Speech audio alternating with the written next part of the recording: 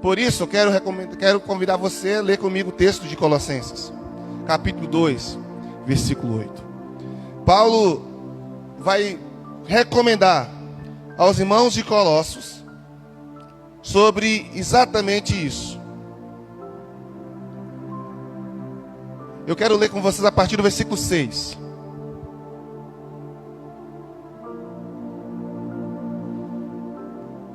Vem comigo. Olha o que Paulo diz. Quem trouxe sua Bíblia? Vamos lá. Portanto, assim como vocês receberam Cristo Jesus. Quem já recebeu Jesus aí? Amém? Então está falando com quem? Com você, comigo. Não está falando para ímpio. Está falando para a igreja. Então, portanto, assim como vocês receberam Cristo Jesus, o Senhor, continue a viver nele, enraizados e edificados nele, firmados na fé, como foram ensinados, transbordando de gratidão. Tenham cuidado para que ninguém os escravize a filosofias vãs e enganosas, que se fundamentam nas tradições humanas e nos princípios elementares desse mundo, e não em Cristo. Pois em Cristo habita corporalmente toda a plenitude da divindade, e por estarem nele, que é a cabeça de todo poder e autoridade, vocês receberam a plenitude.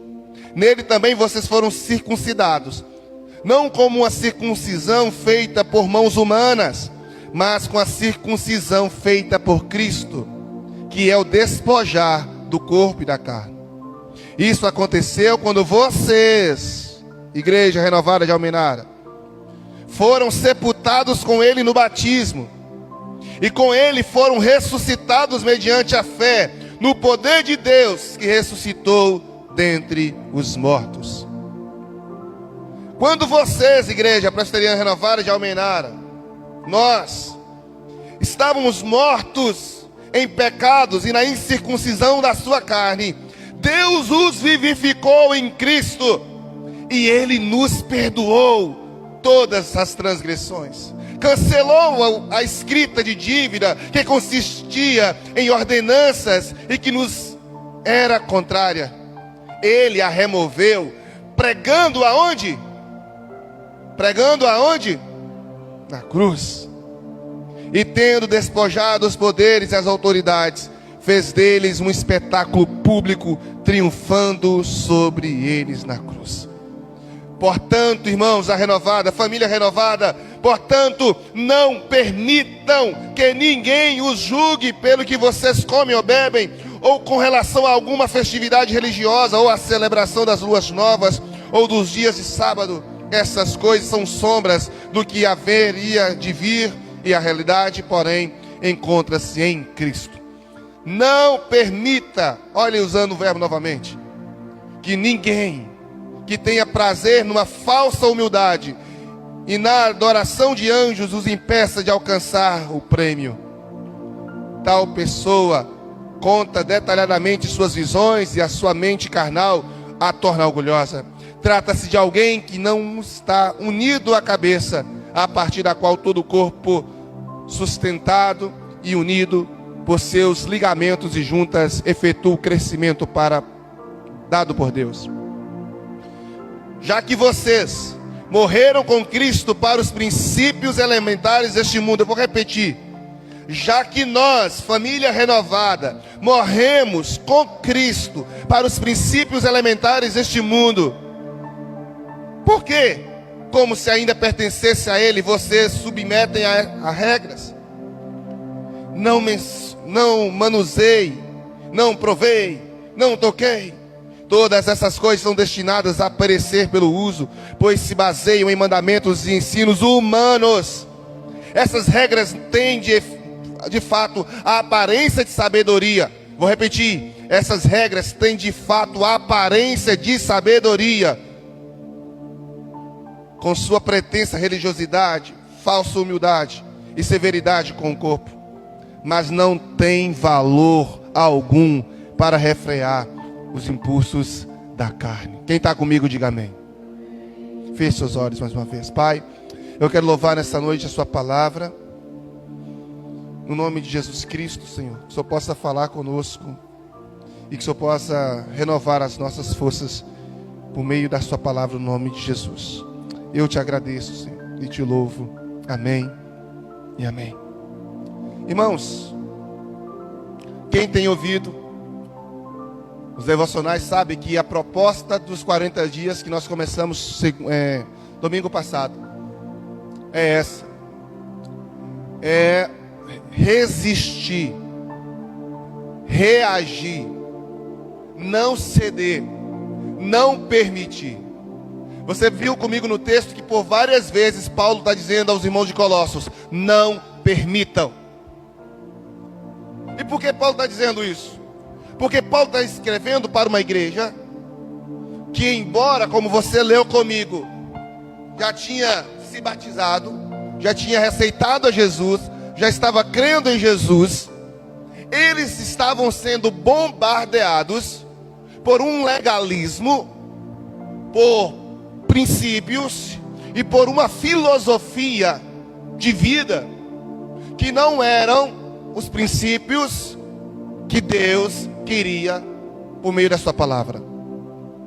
Então Paulo escreve aos irmãos de Colossos para poder os orientar a estar tendo uma atenção, uma vigilância. Eu vou falar sobre isso hoje, para que eles não pudessem se deixar contaminar com as ideias humanas, com as filosofias humanas, com o conhecimento, e como ele mesmo diz, e você leu comigo, que tem aparência de sabedoria, amém? Mas não tem poder para salvar.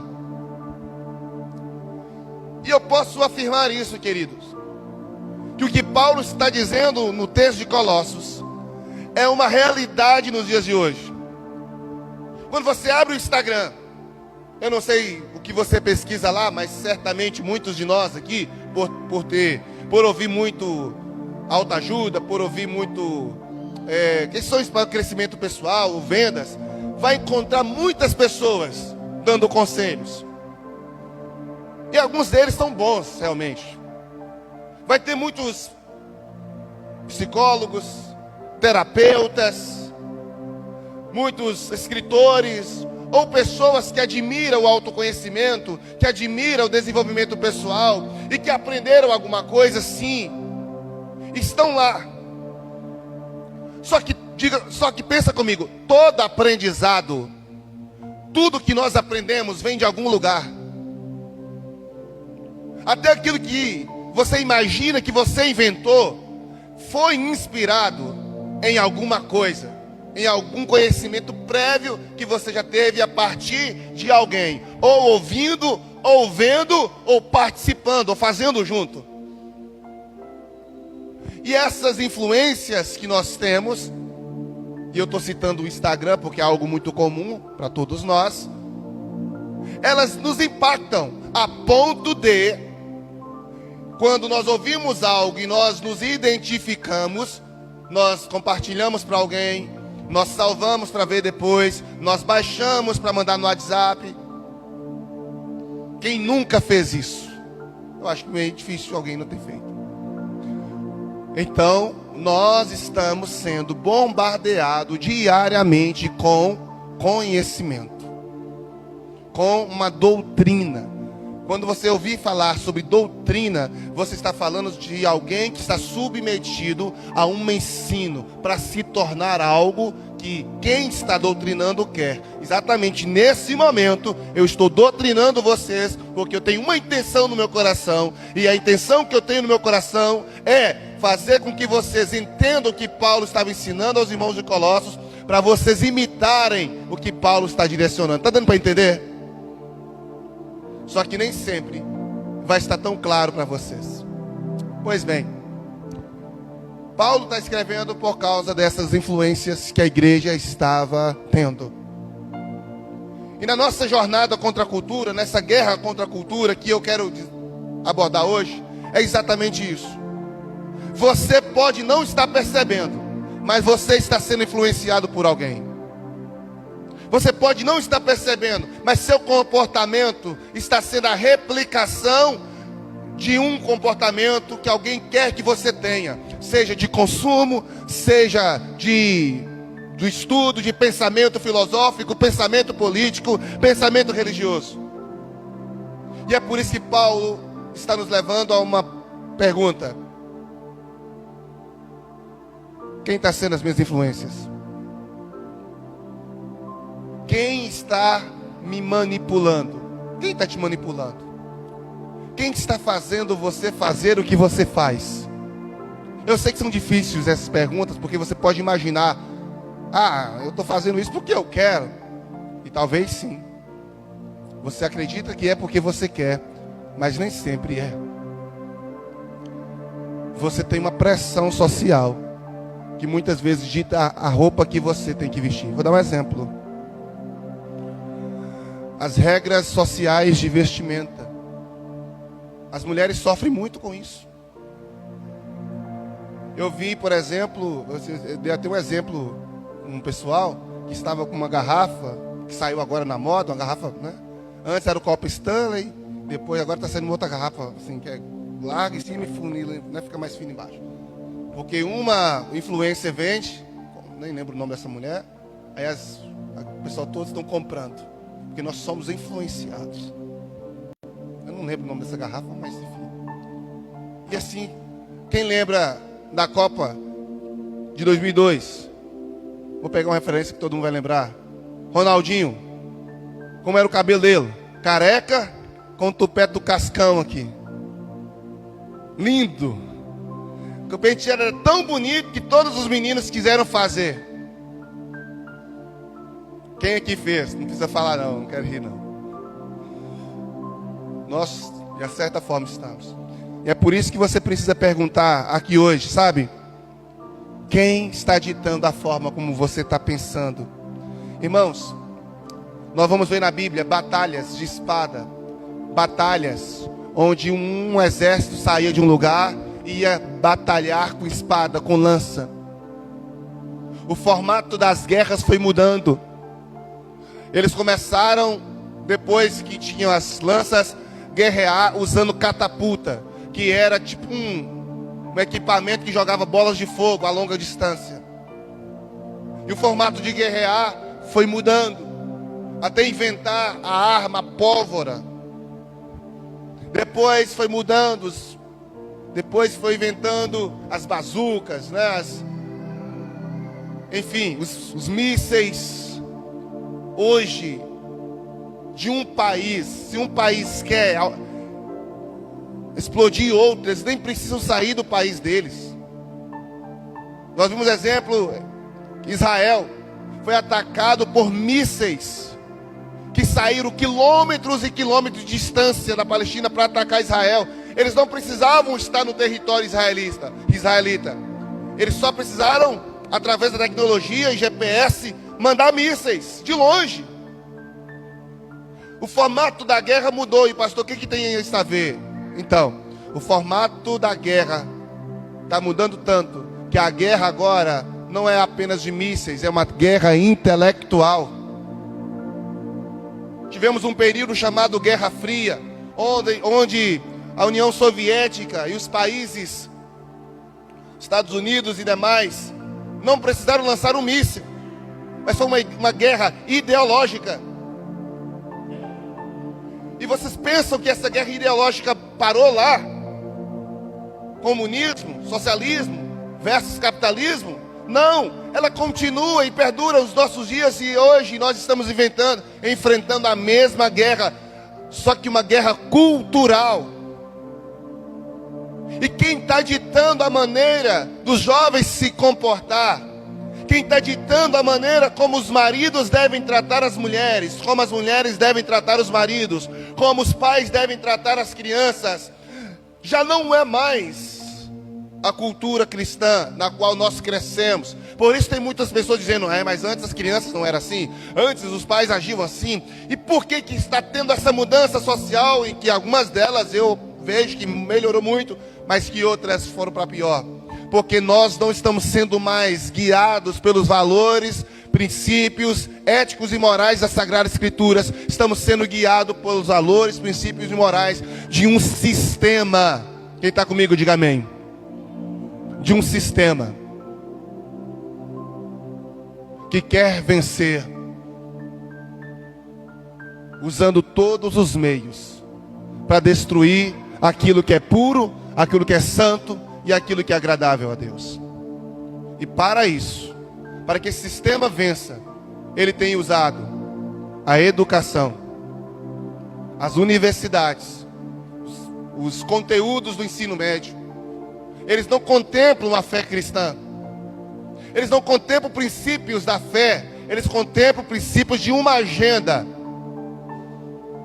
mundana, secularista, que quer ganhar os filhos de vocês para o diabo. As universidades não estão lá para formar cristãos, como eu falei semana passada, estão lá para formar pessoas que amem cada vez mais o mundo. Então, a nossa educação já se rendeu a esse mundo. Até o chamado educação religiosa, ou ensino religioso, que na minha época de infância ainda falava de Jesus, mesmo que no contexto católico, hoje já não pode falar mais. Está mais para uma filosofia religiosa do que propriamente uma educação religiosa. Não tem, não é, porque o Estado é laico. Então a educação já se rendeu. A cultura se rendeu. E cultura é um hábito social estabelecido ao longo do tempo. Isto é, o Brasil é o país do carnaval, é o país da diversidade cultural, é o país do futebol, mas já não é um país cristão. Então a cultura se rendeu. E hoje você vai ver uma sociedade. Me permita, irmão, ser um pouco, talvez vai ficar um pouco complexo, mas eu estou tentando ser o mais simples possível no que eu estou para poder entregar hoje. Estamos tendo uma sociedade fragmentada em ideologia. Ideologias de direita, ideologia de direita versus ideologia de esquerda, ideologia feminista versus ideologia da cultura afro-brasileira. E nós somos um país dividido, pedacinho em pedacinho, em que se alguém disser algo que o outro grupo entenda que foi ruim, é preconceito. É muitas fobias sendo surgido, gordofobia, homofobia, transfobia e um monte de fobias. E por que esse sistema tem criado essa repartição? Porque o diabo sabe que um país dividido é um país derrotado, está entendendo? Então divido a sociedade em grupos, para que esses grupos briguem entre si, guerreiem entre si, enquanto eles perdem tempo brigando entre si, eu os domino. Está fazendo sentido para você? Essa é a ideia. Então é contra essa cultura que esses 40 dias está brigando. E eu queria muito que você desse atenção para isso, porque tem muitos de nós que queremos ir para a igreja para sermos abençoados. Fazemos campanha como se fôssemos consumistas cristãos. Fazemos da igreja como se fosse uma mercearia. Eu vou lá consumir o que está me dando para eu me sentir abençoado e aliviado. No momento que aquilo estiver caro demais, eu vou mudar para uma outra mercearia. E quando é que eu falo que está caro demais? Não é seu dízimo e sua oferta, não. Caro demais são as exigências que o Evangelho lhe traz. O preço que um membro paga dentro de uma igreja não é o dízimo nem a oferta. O preço que um crente paga é a renúncia, é o sacrifício, é abdicar de si mesmo, de seus valores humanos, para viver os valores de Deus. Por isso, talvez, eu quero te falar, dar uma triste notícia para quem está me assistindo e para quem está aqui. Talvez os preços aqui vai subir. Talvez os preços aqui vai subir. Porque o Senhor está nos chamando, sabe, irmãos, para uma vida real. Quem assistiu o áudio de hoje, eu falei sobre renúncia. É o último áudio da primeira semana. Amanhã já vai ser o primeiro áudio dessa mensagem. O preço vai subir porque o Senhor está nos chamando para um compromisso. Eu ministrei no decorrer aqui, enquanto os irmãos cantavam, na oferta, sobre te amar mais, Senhor. E eu falei que amor requer 3 coisas. Quem vai lembrar? Deixa eu ver se está fresco aí. Amor requer tempo. Eu quero falar uma coisa. Essas 3 coisas vai aumentar aqui. Essas 3 coisas vai exigir mais de você aqui. Porque Deus não quer que a gente ame apenas de palavra, por conveniência. Ele quer que a gente o ame de maneira prática. Quem está me entendendo? Você vai começar a ter mais tempo para Deus. Pastor, não ouviu os áudios por falta de tempo. É porque você não ama Ele suficientemente. Você vai começar a tornar-se mais fiel com seus recursos financeiros, quanto à oferta, quanto ao dízimo. Não porque a gente quer seu dinheiro, mas porque isso demonstra amor pela obra dele. Não amor por coisas, mas pela obra. Para alguém ouvir esse evangelho, para alguém poder receber uma palavra, você precisa ser aqueles que contribuem. E você vai ter que ter mais energia, disposição, garra, para quando a gente fazer evangelismo lá no sinal, você tá junto. Quando a gente falar, irmãos, tem célula, tem reunião de mulheres tal dia, você tá junto, investindo energia ali, ajudando a fazer o negócio acontecer. Tem células de homem, tá ali junto, ajudando. Não ser apenas um consumista. Você não veio aqui para ser consumista, você veio aqui para ser um investidor no reino de Deus. Quem ama, investe tempo, dinheiro e energia.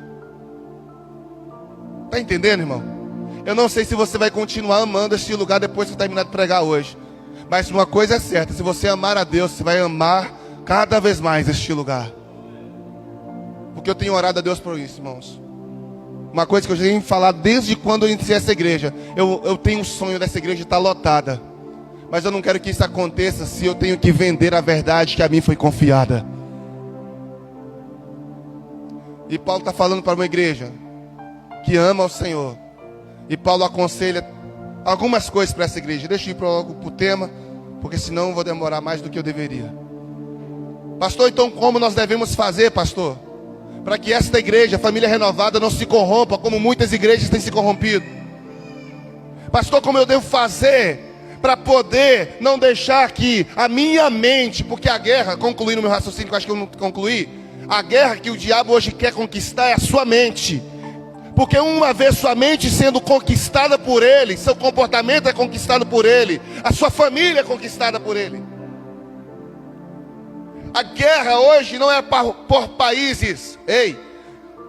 As nações, os grandes impérios, Estados Unidos ou até mesmo a China, nesse momento eles não estão preocupados em conquistar mais um território, como foi na Segunda Guerra Mundial. Eles não estão preocupados em conseguir dominar o espaço, enviando mísseis para lá, ou foguetes, como foi na Segunda Guerra Mundial. O que eles querem é dominar a sua mente. É por isso que todos os dias surge um aplicativo de relacionamento novo. É o TikTok, é o Instagram, é o Facebook, é o YouTube e tantos outros. Irmão, quem tem o aplicativo da igreja aí? Quem tem? Oro para que os que não têm possam ter. Por que eu mantei? Então, a gente investe nesse aplicativo. Porque quando você entra nesse aplicativo, irmão, tem todos os conteúdos dessa igreja lá. Todos os devocionais. Tudo que eu ministro, as pregações. Quando eu consigo mandar para lá, porque é hora que não dá. Tudo. E por quê? Porque você entrando lá, você vai consumir esse material. E a sua mentalidade vai ser o quê? Forjada com essas verdades. É simples, meu irmão. Quando você entra no Instagram, você está consumindo algo que o Instagram quer que você consuma. Quando você entra no YouTube, da mesma forma, em qualquer plataforma digital, quando você senta no banco de uma escola para estudar, você está consumindo conteúdo que o Estado quer que você aprenda. Quem está comigo? Então, não tem para onde fugir. Entende? Você está sendo induzido a um comportamento. Eu queria que isso ficasse claro para você. Você está sendo induzido a um comportamento, a agir de acordo com uma pauta quer. Você acha que quando você coloca seus filhos para assistir aqueles desenhinhos bonitinhos, você acha que é só para passar tempo? Não, aqueles desenhos estão formatando no subconsciente da sua criança um comportamento que alguém está projetando para ela. Entenda, meu irmão.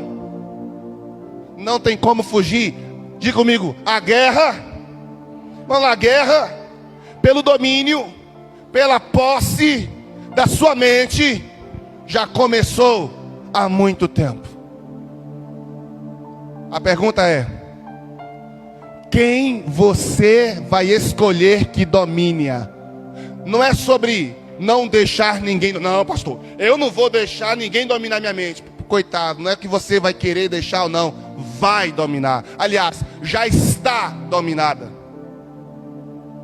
A pergunta é: quem você vai escolher que a domine? Quem já assistiu os filmes Divertidamente? Quem já? Meu Deus, assista o filme lá, o filme é bom. Imagine que chega um exército. Inclusive no segundo filme tem isso. No segundo filme, as Divertidamente que tá antiga lá é meio que quase que expulsa por uma reforma, né? Imagine que no Divertidamente 2, lá, quem não assistiu vai ficar boiando. Mas tudo bem. Chega alguém e fala: vocês que estão aí governando essa mente vai ser expulso, porque agora vai vir outros Divertidamente para governar. Imagine, é isso que está acontecendo. Alguém está tomando posse da sua mentalidade. Só que você tem o poder agora. Por isso que Paulo falou várias vezes: decidam, resistam, não deixem, não permitam. Então, se isso ficar claro na mensagem de hoje, você sair daqui pensando sobre isso, já consegui o que eu pretendia em Deus. A primeira coisa: pastor, o que eu faço? Vem comigo, irmão. O que você precisa fazer para não deixar, aqui ó, que a sua educação, a sua filosofia de vida, porque todo mundo tem um, mesmo que não chame de filosofia, todos nós temos um jeito de ser. Todos nós já escolhemos a maneira como queremos viver a vida. Você já escolheu. Mesmo que não foi consciente, mas você já escolheu como você quer viver seu dia a dia. Você já escolheu como você quer viver sua história. Você já escolheu. E como você quer que a sua mente, e qual ideologia você quer que habite na sua mente? Bom, eu não sei qual aqui está aí. Mas se você leu comigo direitinho o texto de Colossenses, volta comigo aí. Capítulo 2, versículo 1. Vamos para o texto agora. Espero que tenha ficado claro o objetivo da mensagem de hoje. Se você... Olha o versículo 1. Portanto, assim como vocês receberam Cristo Jesus, o Senhor. Quem já recebeu? Jesus. Quem já recebeu? Levanta a mão lá em cima, dê glória a Deus. Então, quando você recebeu Jesus, você falou assim: olha, Jesus, a partir de agora, minha mente vai ser governada pelo Senhor. Está me entendendo? A sua mente não vai ser governada por Karl Marx, por Frederick Engels. A sua mente não vai ser mais conduzida pelos coaches de plantão da internet ou pelos psicólogos renomados. Não, sua mente não vai ser mais governada pelos homens de resultado da internet, que mostra aqueles bolão de dinheiro para você conseguir faturar X em uma semana. Não. A sua mente não vai ser mais governada pelos livros de autoajuda ou pelos livros de sucesso financeiro, pai rico, pai pobre. A partir de agora, quando você aceita Jesus, quem está comigo? A sua mentalidade vai ser governada por quem? Por Jesus. É por isso, irmão, que é difícil. Porque você vai ter que desconstruir um monte de coisa que já foi estabelecida para construir algo novo. Quem está entendendo? O evangelho não é fácil. O evangelho não é para aqueles que se julgam fortes. O evangelho é para aqueles que reconhecem a sua dependência de Deus. Quando nós cantamos aqui: eu vou construir minha vida em ti, Tu és meu fundamento, irmão. Essa letra é forte, é poderosa. Se você entendesse o que essa canção quer dizer, porque agora você vai construir seus fundamentos mentais, não com base em teorias humanas, mas com base na palavra. Mas olha o que o texto continua dizendo. Vocês receberam Cristo. O que ele está falando? Continue a viver nele. Por quê? Verso 2. Paulo vai dizer o seguinte, olha. Enraizados. Fundamentos. Minha raiz, meus fundamentos, meus princípios, meus valores, minhas crenças. O que eu tomo por verdade. Está enraizado em aonde? Edificados, firmados. Olha bem isso, irmão. Olha os verbos. Enraizar, edificar, firmar. São verbos que falam sobre onde eu estou firmado, sustentado. É isso que eu quero que você entenda. Você pode estar fundamentando suas crenças, seus valores na Disney, com as princesinhas das Disney, com crítica ao sistema, com crítica ao capitalismo que eles querem. Princesinhas que antes esperava o príncipe vir e beijar para ela ressuscitar. Agora as princesinhas da Disney se relacionam homossexualmente com as outras. Entende? Onde? E aí Paulo está dizendo, você precisa edificar, enraizar e firmar. Como foram o quê, irmãos? Foram o quê? Ensinados.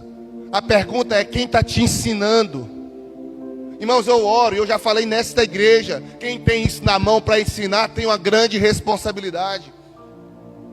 Como professor, tem hora que eu fico preocupado, porque eu sei da responsabilidade que é estar na frente de 20, 30 adolescentes, que ouve o que você está falando para eles, como fosse a verdade absoluta do mundo. E tem camarada que ensina, professores que estão lá que não estão nem aí, mas outros estão intencionais. A pergunta é quem está te ensinando as coisas, sabe? Porque quem ensina está direcionando alguém para um destino. E Paulo está dizendo, olha, como foram ensinados por quem? Por ele, porque foi Paulo o pastor deles, transbordando de gratidão. E aí Paulo chega no verso de número 8, olha o que está escrito, coloca o 8 para nós. Aqui é o verso que nós vamos trabalhar aqui hoje. Nesse versículo Paulo apresenta, vem comigo, no mínimo 6 alertas, 5, vou colocar 5 sugestões que você precisa ter para que a mentalidade sua não seja dominada pelas filosofias desse mundo, pela cultura desse mundo. E sabe o que é a primeira palavra de Paulo para você, a primeira palavra de Deus para mim, para você, quem está comigo, diga amém. Vamos começar lá. Paulo começa dizendo o quê? Diga comigo, tenham. Vamos lá, irmão. Tenham cuidado. Bom, vamos estudar esse versículo por partes. A primeira coisa, para você evitar que o mundo reprograme a sua mente, porque essa é a realidade, estamos passando por um processo de reprogramação mental. Querendo ou não, você já está nele. E hoje você vai aprender a bloquear para que o mundo não reprograme mais a sua mente. Quem está entendendo? Primeira coisa, aprender a ter cuidado. O que é cuidado? É você estar atento. E aí onde muitos de nós pecam, muitos de nós erramos, porque nós não, como vou ter cuidado de algo que eu não sei que pode fazer mal? Uma coisa, imaginemos pois, você dá uma arma para uma criança que não sabe o impacto que é apertar um gatilho. Eu coloco uma arma na mão de uma criança, misericórdia, né? Deus guarda aí. Uma criança vai brincar com a arma. Ela pode estar lá, olha, municiada, vai brincar. Se acontecer um acidente, aconteceu porque essa criança não sabia o quão perigoso era o que ela estava na mão. Porque ela não tem consciência. Amém? Ela não tem como descobrir, ela não foi ensinada, ela não foi. E aí, ela não tem como ter cuidado com algo que ela não tem consciência. Primeiro objetivo da pregação de hoje: fazer com que você tenha consciência de que você está sendo controlado por um sistema comercial, marxista, tá? A filosofia... Pastor, o que é Marx? Não tem como dar uma aula sobre a filosofia marxista aqui, mas eu já estou organizando um material para eu falar com vocês exatamente sobre essas doutrinações que está aí, tanto nas universidades quanto no dia a dia. Então, a primeira coisa, existe uma filosofia marxista, uma doutrinação. Eu falei muito disso na semana passada. Existe uma ideologia de gênero exposta diariamente como inofensiva para os seus filhos na escola, para nós. Existe uma ideologia feminista que está cada vez mais, eu falei também semana passada da questão da pressão social, e cada vez mais masculina as mulheres e feminiliza os homens. Existe uma ideologia woke que cada vez mais regulariza e fala que as relações entre pessoas do mesmo sexo é normal, e tantas outras que eu vou falar no decorrer dessa semana nos devocionais. Então, a primeira coisa que eu quero falar para vocês: tenham cuidado, sabe por quê? Porque tudo isso que eu estou falando está sendo distribuído no YouTube, mas muito mais nos desenhos que seus filhos assistem, nos filmes que seus filhos assistem. Existe uma plataforma, aliás, diversas plataformas, toda plataforma de filme. Quando você entra lá no YouTube, Netflix, na Amazon, vai ter filme para tudo quanto é gosto. Tudo quanto é gosto. Vai ter filme cristão? Vai. Mas vai ter filme para todos os gêneros, toda a ideologia. A pergunta é: qual desses você tem escolhido assistir na sua casa? Na sua TV tem vários canais. Tem canal evangélico, a Rede Super? Tem. Tem o canal lá adventista, que eu não lembro o nome? Tem. Mas tem a Globo. E essa é escancarada, irmão. Essa aí já pegou todas as bandeiras e já vestiu, revestiu. A pergunta é: Rede Super ou Globo? Quem você vai escolher para poder assistir em casa? Paulo está dizendo: tenha atenção, porque a atenção vem a partir do momento do entendimento que existe um risco. E o que eu estou dizendo para vocês é que existe um risco para você e para sua família se distanciar da fé, se distanciar de Deus, ter uma destruição familiar, porque você vai ser gradualmente levado a aceitar aquilo que a Bíblia diz que não é normal, como sendo normal. Respeito os homossexuais, e isso aqui não é sobre as pessoas deles, mas sobre o entendimento cristão e bíblico de que homem não pode se relacionar com homem. E eu me lembro bem que quando foi ter o primeiro beijo gay na novela da Globo, saiu no outro dia uma reportagem que o maior ibope foi entre os crentes, por causa da sua curiosidade. Entenda, olha bem, qualquer coisa absurda, irmão, é absurda apenas nas primeiras vezes que você tem contato. Depois que você faz, ou vê, ou participa, o seu cérebro vai começando a entender que aquilo é algo normal e vai normalizando até você achar que não tem problema algum. Isso é um processo biológico, acontece no cérebro, então não é sobre isso. Então eu preciso ter atenção. Paulo está dizendo, diga comigo: tenham cuidado, estejam atentos. E é isso que a Bíblia vai dizer: fugir da aparência do mal. Precisamos ter discernimento que nós estamos consumindo. Por isso que nessa jornada de 40 dias tem jejum de internet, teve jejum para você não assistir, vai ter jejum para você não assistir determinadas coisas. Meu irmão, em nome de Jesus. Eu sei que muitas coisas do que eu vou falar aqui, você que já é cristão há muito tempo, fala: pastor, nem precisava falar. Mas a questão não é sobre precisar, é necessário, porque muitas vezes nós sabemos e não fazemos. É apenas um lembrete para você. Mas Paulo continua dizendo, vem comigo, irmãos: tenham cuidado. Com o que, Paulo? Tenham cuidado com o que, pastor Patrick? Tenham cuidado para que ninguém os escravize. A segunda parte do versículo. Mas só que nós já estamos escravizados. você já está escravo de alguma coisa. Entende? Está escravizado por um vício, com a pornografia. Está escravizado com vício de fofoca. Está escravizado pelo vício da comida. Porque comida é viciante, é gostoso, é prazeroso. Por isso que quando fala de jejum, eu nem vou perguntar quem fez o jejum de carne que estava proposto para o dia de hoje, né? Nem vou perguntar, meu Deus. É viciante. Então Paulo está dizendo, cuidado, porque ninguém pode se escravizar. Sabe por quê, meu irmão? Porque Cristo já te libertou. Mas o problema é que nós somos libertos. Nós falamos que somos libertos, mas o nosso coração ainda está cativo pelo ateísmo, pelo agnosticismo, que são filosofias que negam a existência de Deus.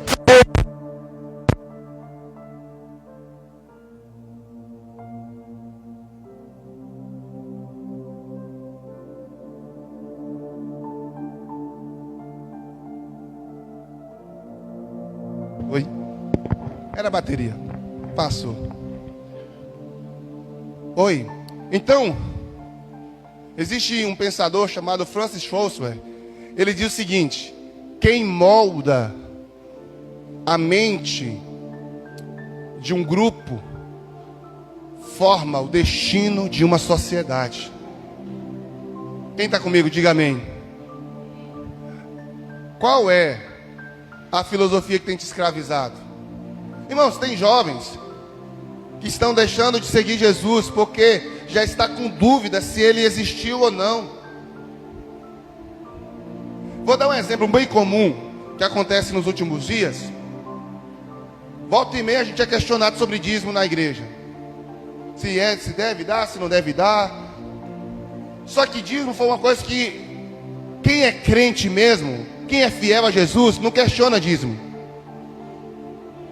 Porque ele sabe que tem uma ordem de Jesus. A ordem é pregar o evangelho até o fim, até o fim da terra. Ponto. Só que eu não vou chegar no confins da terra sem recurso. Imaginemos, pois, se no Novo Testamento não tivesse nenhuma orientação sobre recursos e sobre como ministrar os seus dízimos, suas ofertas. O simples fato de eu entender que para pregar o evangelho, sim, precisa de dinheiro, já é suficiente para entender o meu dever de contribuir.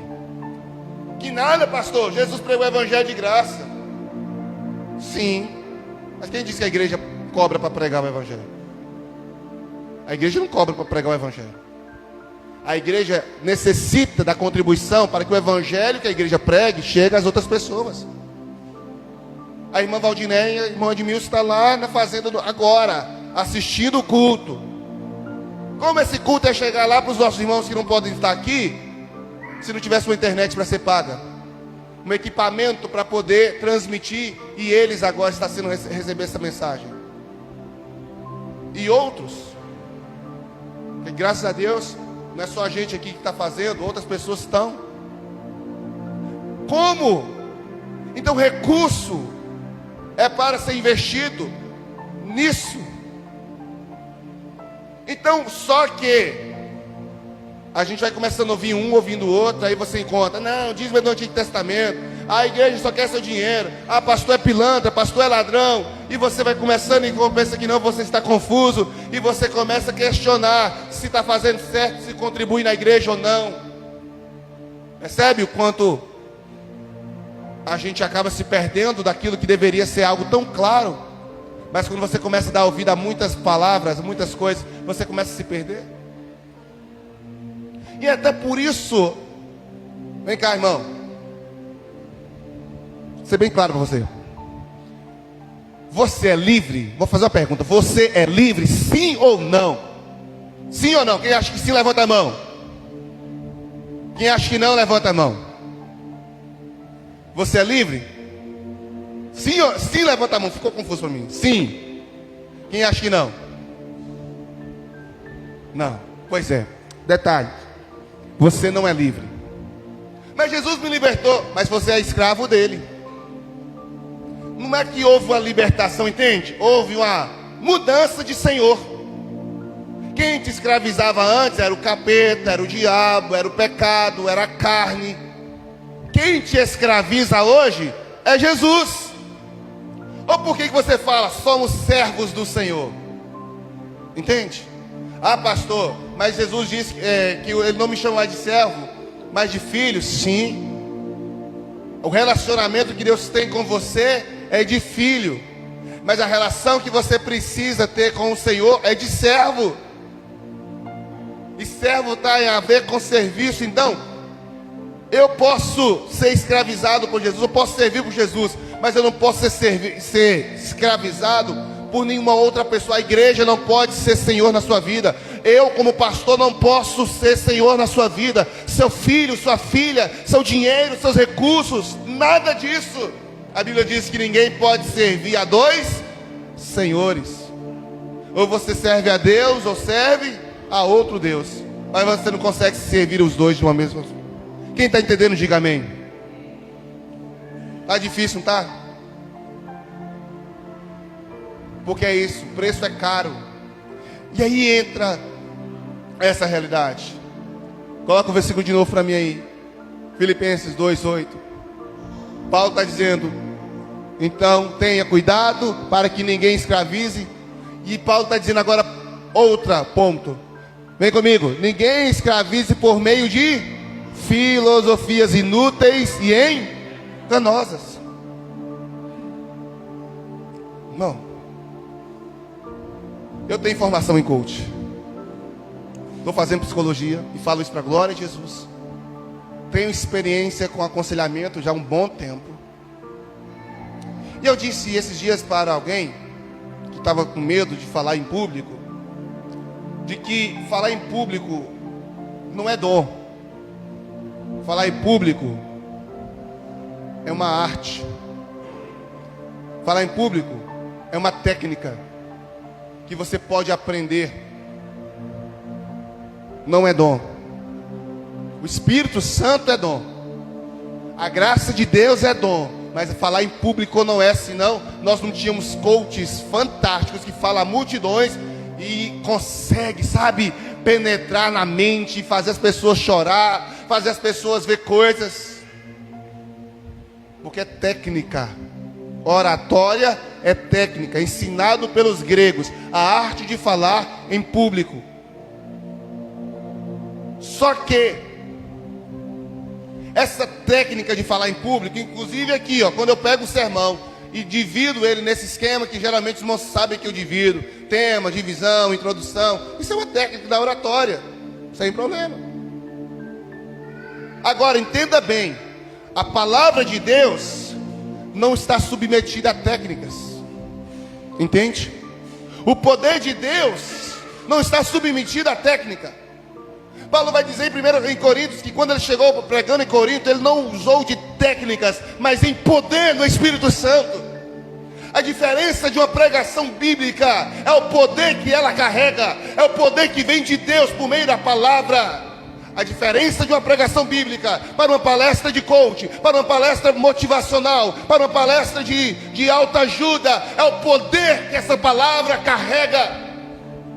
A autoajuda não te ajuda a lidar com as demandas espirituais. A motivação não te motiva a viver uma vida cristã reta. Não, nada disso. Pode te ajudar no seu trabalho, pode te ajudar nas demandas da sua empresa, pode te ajudar a até ganhar mais dinheiro, mas não te ajuda a chegar no reino de Deus. E essa é a grande diferença. Porque o evangelho genuíno não é sobre como você pode ganhar 1.000 em uma semana, 6 em 7, como diz alguns aí. O evangelho de Jesus Não é sobre como você juntar dinheiro nessa terra, bens materiais. O Evangelho de Jesus não é como você progredir na sua vida social, ter bons relacionamentos. Não. O Evangelho de Jesus é sobre alguém que um dia se fez servo, habitou entre nós, morreu, ao terceiro dia ressuscitou, e ele vive e disse um dia vai voltar para buscar a sua igreja, e todos nós estaremos com ele para todo sempre. Quem está entendendo, diga a Jesus aí, ó, glória a Deus, irmão. Aplauda ele aí, dá glórias a Deus, pelo amor de Jesus. Entenda, irmãos, olha, eu gosto muito. Como eu disse, eu sou convidado para dar palestra motivacional. Já tive o privilégio de ir a alguns lugares para falar sobre isso. Não como pastor, mas como profissional. Mas entenda, essas coisas não têm poder eterno. Quando você abre a Bíblia em Atos capítulo 17, tem uma história muito linda. Atos capítulo 17 vai dizer que Paulo, ele chega em Atenas, na Grécia. E Paulo começa a pregar o evangelho lá. Na realidade, eu vou ler com vocês um trecho, Atos 17. Está escrito assim. Quem está comigo, diga glória a Deus, irmãos. Você está entendendo a palavra? Vamos lá. Paulo vai dizer, aliás, Lucas vai escrever sobre Paulo. Olha bem. Paulo em Atenas, verso 16. Enquanto esperava por eles em Atenas, Paulo ficou profundamente indignado ao ver que naquela cidade estava cheio de ídolos. Por isso discutia nas sinagogas com judeus e com gregos tementes a Deus, bem como na praça principal e todos os dias com aqueles que por ali se encontravam. Verso 18. Alguns filósofos epicureus e estoicos começaram a discutir com ele. E aí pronto, aí o texto vai discorrer falando que Paulo começou a usar de uma oratória, falando do Deus desconhecido, lá no versículo de número 23, e Paulo vai pegar esse gancho e anunciar. O interessante aqui no texto é que você vai ver na Bíblia o embate entre um cristão e filósofos estoicistas e filósofos epicuristas. Pastor, quem são esses caras? Entre a filosofia clássica e a filosofia medieval tem um período chamado helenismo. A filosofia helenista é o período onde a Grécia começa a avançar sobre os países e a conquistar. E uma das formas como a Grécia conquistou, inclusive a Grécia hoje tem influência no mundo inteiro, por causa desse período helenístico, onde a Grécia levava o domínio cultural, o ensino grego para todos os lugares onde Alexandre o Grande dominava. E agora nós temos aqui dois grandes grupos desse período, os estoicistas e os epicuristas. Um desses grupos, o epicurista, eles falavam o seguinte: olha, nós precisamos viver um prazer moderado. É necessário para que nós tenhamos felicidade, aprender a usufruir dos prazeres. Já os estoicistas falavam o seguinte: olha, sim, os prazeres é legal, só que a gente precisa aceitar o futuro como ele é, para que a gente possa ter prazer e pode ter paz. Essas duas correntes filosóficas se seguiram, caminharam, e agora nós estamos em Atos 17. Quem está comigo, diga amém. Estamos vendo Paulo pregando o evangelho, e Paulo agora está diante do helenismo, o confronto entre teologia bíblica e filosofia humana. Talvez um dos encontros mais emblemáticos. Só que vem comigo ainda, lá em Atos 17. Olha o que acontece no final de toda essa pregação. Quando Paulo começa a falar sobre ressurreição, sobre o sofrimento que o evangelho traz. Olha o que o texto diz. Verso 32. Quem está comigo, diga amém. Está aí? 32. E quando ouviram sobre a ressurreição dos mortos, alguns deles, olha os filósofos, alguns deles zombaram, e outros disseram: ouviremos você a esse respeito outro dia, em outra ocasião. O que eu quero dizer é que sim, querido, A filosofia sempre esteve no caminho do Evangelho. No caminho do Evangelho. Porque a filosofia, ela nada mais é do que a busca da reflexão racional. Entende? A filosofia busca, o fundamento da filosofia é a razão. Eles começam a pensar o mundo a partir da metodologia científica, do experimento, da experiência científica. Tem que ser experimentado, tem que ser cientificamente comprovado. E a filosofia, ela já começa a negar a existência de Deus por querer inculcar na nossa cabeça de que Deus, o Deus que você serve, o meu Deus, que Jesus que nós servimos, ele não passa de mito. Ele não passa de alguém, um líder muito bom nas palavras, um líder semelhantemente Sócrates. Alguns colocam Jesus no mesmo nível de Sócrates. Outros colocam Deus, o Deus que você serve, como Júpiter, como os deuses do panteão grego. A filosofia, ela tende a olhar para a nossa fé e zombar dela, como se nós fôssemos um bando de loucos. E esse fato que aconteceu aqui, quando a filosofia helenista choca com o Evangelho de Jesus, onde o resultado foi zombaria e indiferença, é a mesma coisa que as filosofias de hoje fazem.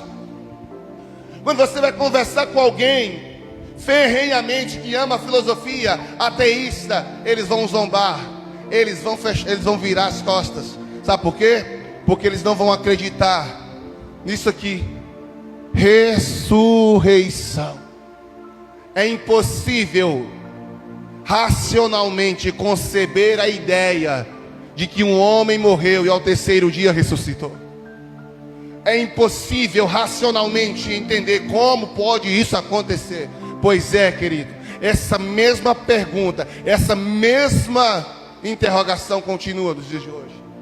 Só que a ressurreição de Jesus, além de nós termos a palavra de Deus confirmando que isso é real, nós temos relato de 120 irmãos, nós temos relato depois de 500 irmãos, nós temos o relato do próprio Paulo, dos apóstolos. Vem comigo.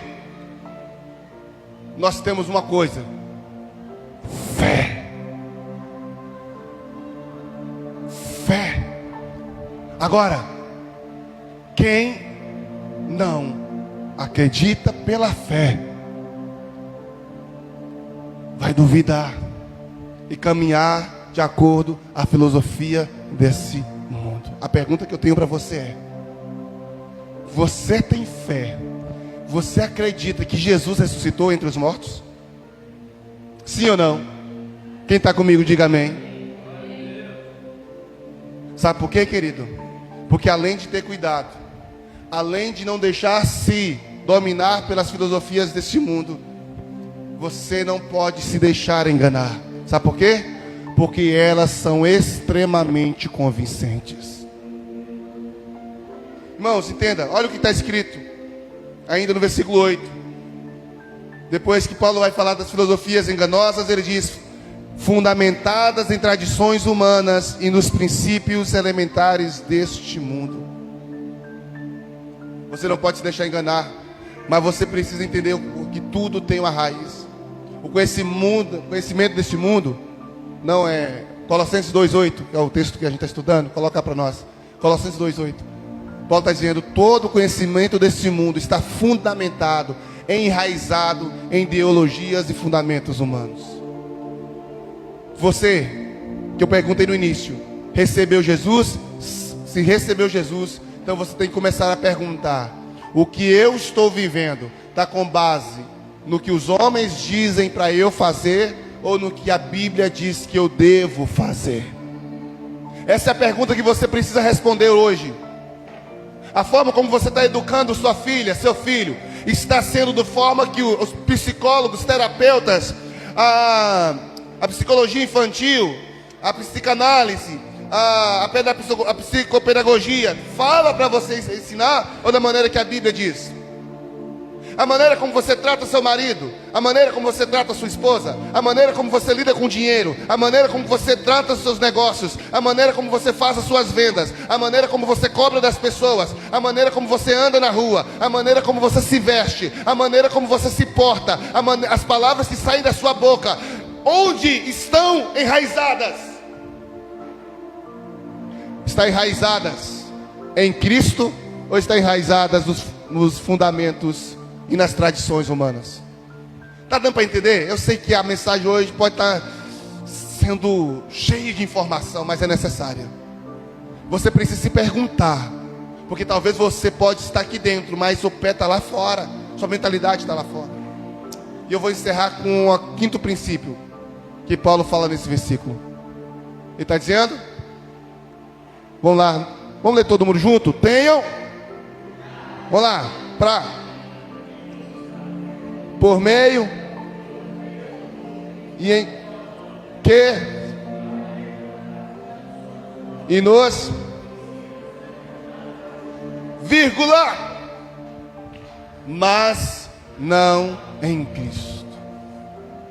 Se tem uma coisa que você precisa sair daqui decidido, é perguntar sobre cada coisa que você faz, sobre cada palavra que sai da sua boca, sobre como você tem lidado com tudo na vida. Isso está sendo fundamentado em filosofias vãs ou fundamentado em Cristo? Quinto lugar, Paulo está dizendo, fundamenta-se em Cristo. A Bíblia diz que o homem prudente edificou a sua casa sobre a rocha, e soprou o vento contra a casa, e ela não caiu. Mas o tolo edificou sua casa sobre a areia. Irmãos, vem cá, eu vou finalizar falando sobre 2 exemplos bíblicos. O primeiro deles é Salomão.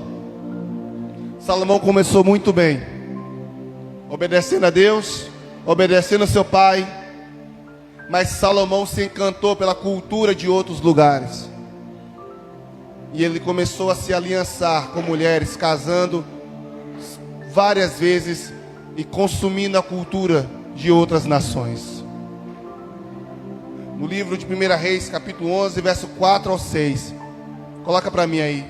1 Reis, capítulo 11, verso 4 a 6. Vamos ver um pouco sobre essa questão de Salomão. Olha o que acontece. À medida que que Salomão foi o quê?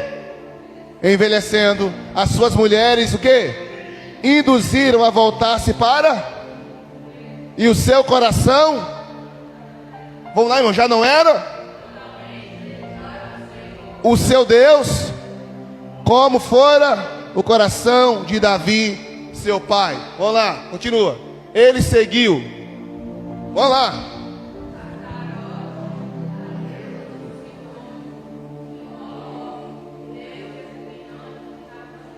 E o 6, verso 6. Dessa forma, Salomão fez o que? Não seguiu. Está dando para entender que o cara mais inteligente que viveu na face da terra começou muito bem, mas terminou mal?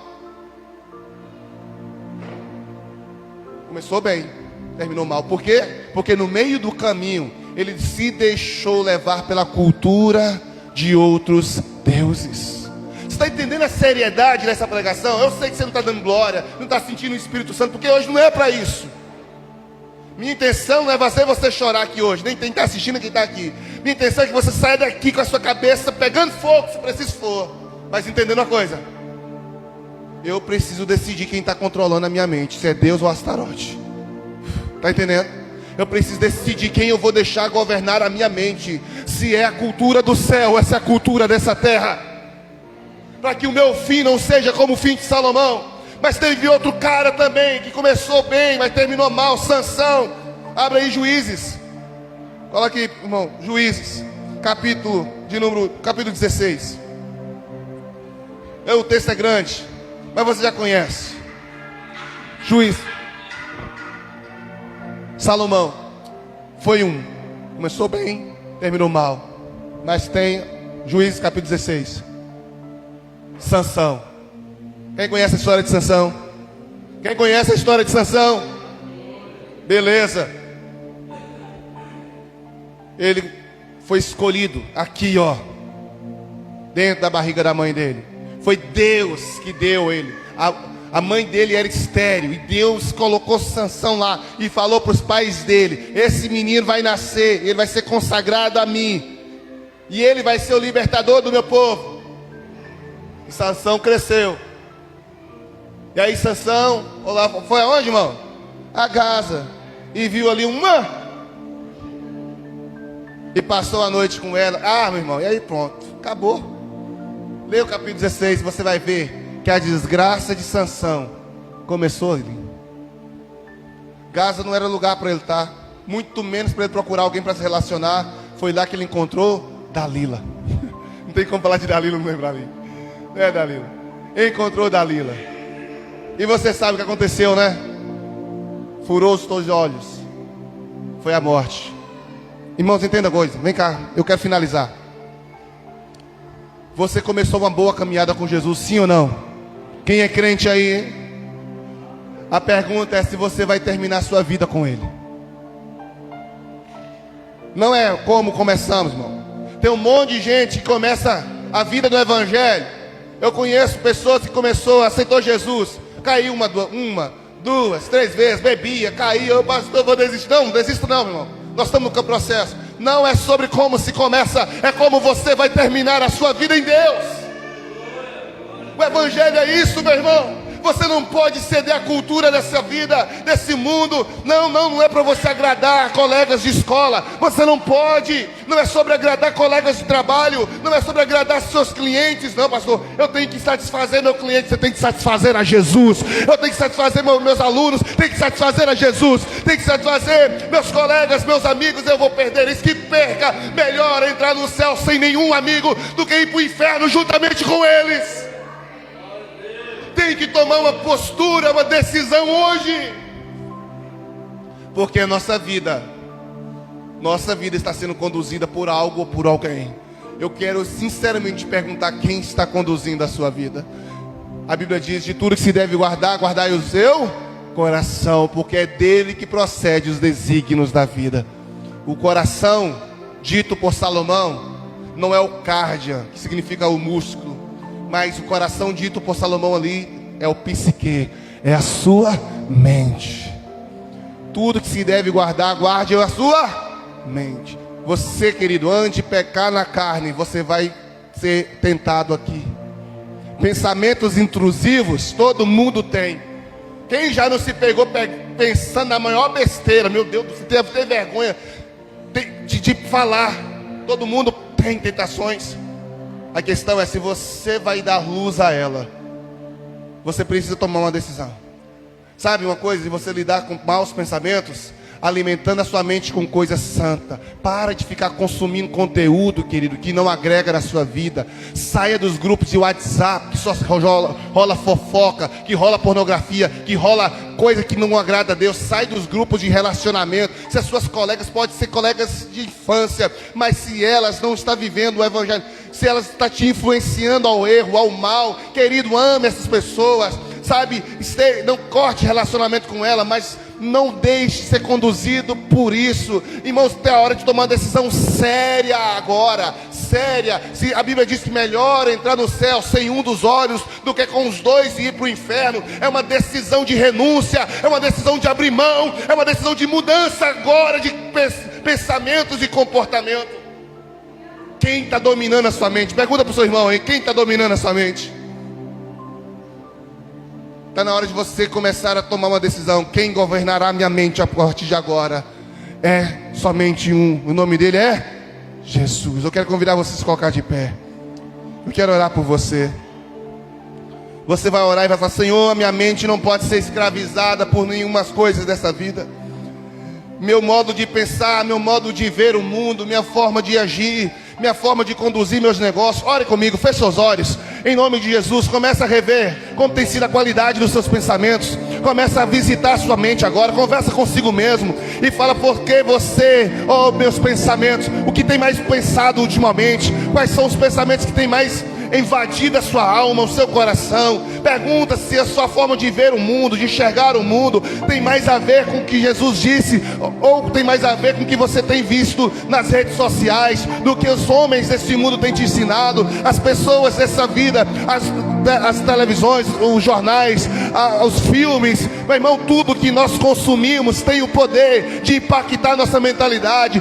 Filtre, ore agora a Deus, fala: Senhor, eu tenho consumido conteúdos que não têm agregado a minha fé. Eu tenho seguido no Instagram pessoas que eu não deveria seguir. Eu tenho assistido vídeo na internet de pessoas que eu não deveria assistir. Eu peço perdão, Senhor, pelos relacionamentos, pelos grupos de WhatsApp que eu não deveria estar lá mais. Eu peço perdão, Senhor, pelas rodas de amizades, de vínculos íntimos que eu tenho construído com pessoas que não são da minha fé. Pai, em nome de Jesus, me ajuda a ser mais seletivo, me ajuda a ser mais seletiva, me ajuda, Senhor, até a mente de Jesus, até a mente de Jesus, até a mente de Cristo.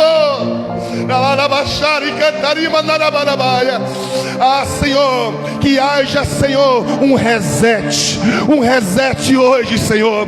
Que a nossa mentalidade, o nosso jeito de ver, de pensar, de reagir, se baseie na sua palavra, não em filosofias humanas, não em filosofias, ó Pai, da carne, em desejos do meu ego, do meu ser. Nem em nome de Jesus, querido, simbolicamente, você vai colocar a mão sobre a sua cabeça. Simbolicamente você vai dizer: Senhor, eu quero consagrar meus pensamentos a Ti. Senhor, eu quero consagrar meus pensamentos sobre dinheiro. Eu quero consagrar meu pensamento sobre relacionamento interpessoal.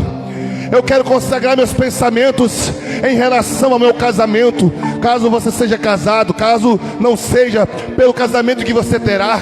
Fala: Senhor, quero colocar diante de Ti os meus pensamentos sobre a obra do Senhor, as minhas crenças sobre dízimo, as minhas crenças sobre ofertas, as minhas crenças sobre trabalhar na igreja, as minhas crenças sobre pregar, a minha crença sobre cantar, a minha crença sobre tocar, a minha crença sobre servir, as minhas crenças, Senhor, sobre política, as minhas crenças sobre ideologias. Meu Deus, a minha mente eu entrego, eu coloco cativo diante do Senhor nessa noite. Fale com fé, consagre a Deus seus pensamentos. Fala: Senhor, restaura a minha mentalidade agora, Senhor. Toca na mente desta mulher, toca na mente desse homem. Que haja uma consagração, uma restauração agora, pelo poder do nome de Jesus, pelo poder do nome de Jesus. Aleluia. Que nós, como igreja, Senhor, voltemos para nossas casas com uma nova forma de enxergar o mundo. Ah, Senhor, para o mundo as coisas cada vez mais se normalizam, mas pecado para o Senhor continua sendo pecado, desobediência continua sendo desobediência, assim como graça continua sendo graça, assim como favor continua sendo favor. Eu não sei quais são as mentiras que nós temos acreditado, eu não sei quais têm sido as mentiras que esta mulher tem acreditado, que este homem tem acreditado, mas toda mentira contada a essa pessoa por meio de filosofias humanas, crenças humanas, ah, Senhor, nós repreendemos essa noite, e que nós possamos agora, neste momento, entregar nossos pensamentos ao Senhor. Ah, Jesus, reprograme a nossa mente. Nós fomos criados perfeitos no Senhor, nós fomos criados com uma mente santa, mas o pecado, Senhor, o pecado danificou a nossa mentalidade, nossos pensamentos. Por isso hoje reseta, Senhor. Troca, Senhor, volte a padrão de fábrica espiritual. A Tua palavra diz, Senhor, que nós fomos criados à Sua imagem, à Sua semelhança. E isso não é sobre exterior, isso não é sobre aparência física, isso é sobre caráter. Que homens aqui hoje saiam com um caráter transformado, mulheres saiam com um caráter transformado, que todo espírito de adultério, todo espírito de mentira, de fofoca, todo espírito, meu Pai amado, de embriaguez, ó Deus, de homossexualidade e de qualquer outra aberração maligna, o pecado, eu repreendo agora em nome de Jesus. E nós, Pai, submetemos a nossa mente cativa ao Senhor, em nome de Jesus. Amém. Você crê nessa verdade? Aplauda com fé ao Cordeiro Santo Jesus. Que Deus te abençoe, querido. Que você volte para sua casa com a mentalidade transformada.